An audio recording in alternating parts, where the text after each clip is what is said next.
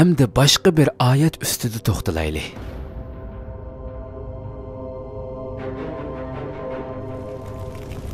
Nama amali sol quluğu berilgan adam aytdi ki, kaşki manga nama amalim berilmagan bolsuchu. Hesabimning nima bo'lganligini bilmasam edim. Dunyoda o'limim hayotimni oxirlashtirishchu. Mal mulkim manga hech narsaga asqatmadi. Mening huquqim qo'limdan ketdi. Allah devzaqqa muakkal farishtalarga aytdi. Uni tutinglar, taqoq selinglar.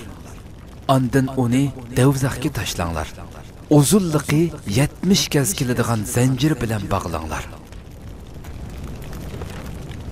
U haqiqatan ulug' Allohga iymon etmagan edi. Miskinga tamoq berishni targ'ib qilmaydi. Bugun uningga bu yerda uningdan azobni ko'tarib etadigan do'st yo'qdir. Uningga yeringdan boshqa tamoq yo'qdir. Uni faqat ozg'an odamlarli yeydi.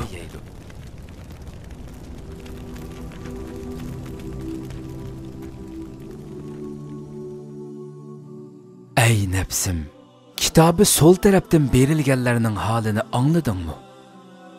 Ular qanchalik pushaymon ichida har vaqt kashki deydi.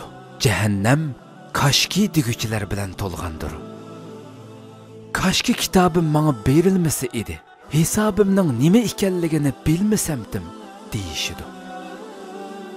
Kashki o'lim hayotning oxiri bo'lsa, ya'ni o'limdan keyin qaytadan tirilish bo'lmasa deyishidi. Ajiba bu qandaq ahvol? Dunyoda hammadan bak nafratlangan o'lim u kun ularga eng suyumli narsa bo'lgan bo'ladi. Uni orzu qilishidi, uni chaqirishidi. Bu qandaq bir ahvol ha?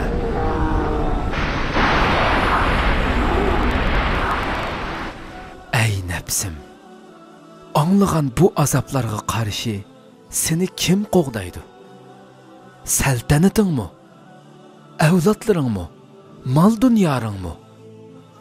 Yoki biz bilmaydigan yordamchilaring bormi? Halbuki Allah Taala o kunda ularning hech bir do'sti bo'lmaydi. Mallari va bolalari ularga foyda elib kelmaydi deb buyurdi. Rabbingning so'ziga ishonmamsan?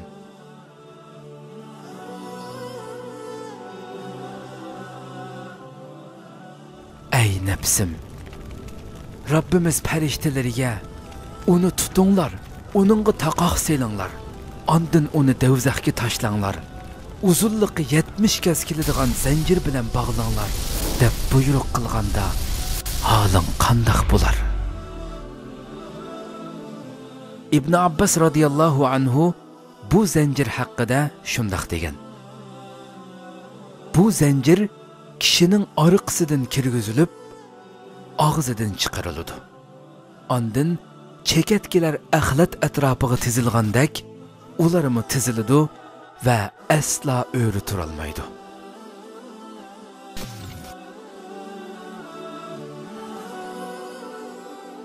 Ya Rab, rahmatingning haqqi uchun bizni zanjirlarga bog'lanishdan va jahannamga tashlanishdan saqlag'in. Nafsimizni o'zimizga itoat qildirg'in. Oqibatni ko'rolmaydigan ko'r hissiyotimizning ko'zini och. Bizlar sening gunohkor bandalaringmiz.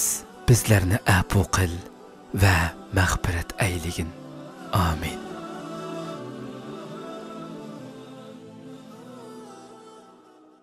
Ya